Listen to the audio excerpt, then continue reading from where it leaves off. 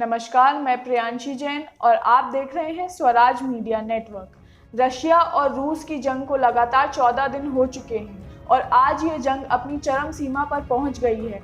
आज कीव में कई हवाई हमले हुए, जिसे देखते हुए कीव और आसपास के क्षेत्रों में इमरजेंसी घोषित कर दी गई है और लोगों से अपील की गई है कि बंकरों में छिप जाएं। आपको बता दें, कल रशिया के राष्ट्रपति पुतिन ने ऐलान किया था कि ह्यूमैनिटेरियन कॉरिडोर्स में सीज फायर होगा। यह इसलिए किया गया था ताकि नागरिकों की सुरक्षित निकासी हो सके और इसी के चलते थोड़ी देर के लिए युद्ध को विराम दिया गया था। परंतु आज सुबह फिर से कीव पर कई हवाई हमले हुए हैं, जिसे देखकर लोग फिर से दहशत में आ चुके हैं। लोगों के अंदर डर का माहौल खत्म होने का नाम ही नहीं ले रहा है।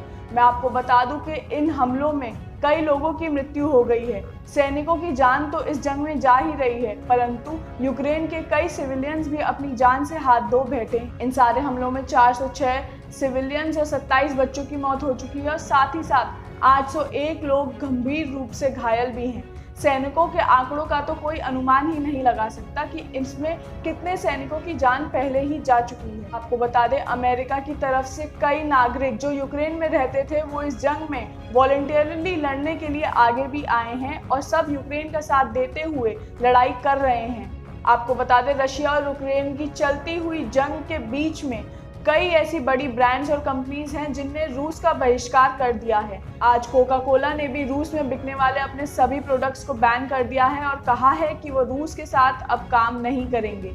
इसके अलावा एडिडास, नेटफ्लिक्स, पेप्सिको जैसी कई बड़ी कंपनीज पहले ही रूस का बहिष्कार कर चुकी हैं। इस बीच एक बड़ी खबर और आ रही है कि पोलैंड ने प्रस्ताव रखा था कि वो अपने लड़ाकू विमान यूक्रेन को देना चाहते हैं, परंतु अमेरिका ने इस प्रस्ताव को ठुकरा दिया। इसका ये कारण है कि पोलैंड के ये जो लड़ाकू विमान हैं, इनका निर्माण दरअसल रूस में ही हुआ था। इसी कारणवश अमेरिका ने कहा कि इन विमानों की हमें ज़रूरत नहीं है। अमेरिका ने परसों ही यूक्रेन के लिए 17,000 एंटी टैंक मिसाइल और अन्य हथियार भी भेजे थे।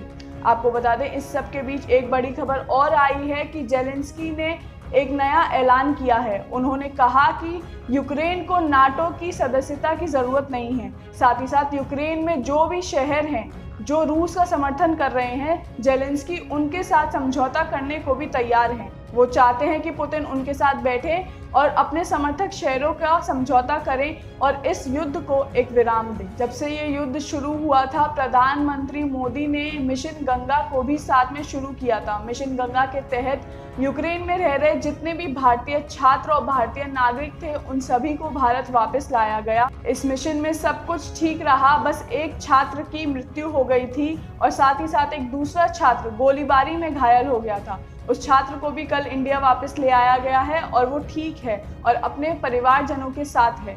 आपको बता दें, मिशन गंगा के तहत बांग्लादेश के 9 नागरिकों को भी बचाया गया और इसी को लेकर वहां की प्रधानमंत्री शेख हसीना ने नरेंद्र मोदी का अभिवादन भी किया। उन्होंने नरेंद्र मोदी को धन्यवाद देते हुए कहा कि आपकी वजह से हमारे सारे नागरिक देश में सुरक्षित वापस आ गए हैं।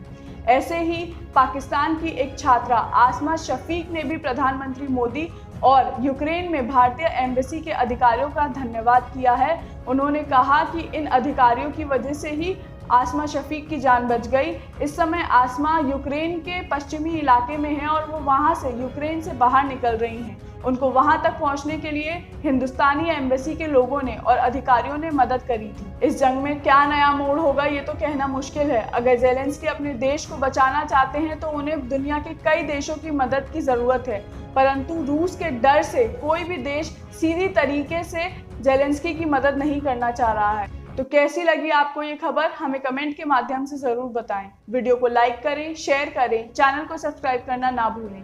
डेली अपडेट्स के लिए हमारे इंस्टाग्राम और ट्विटर पेज को भी फॉलो करें।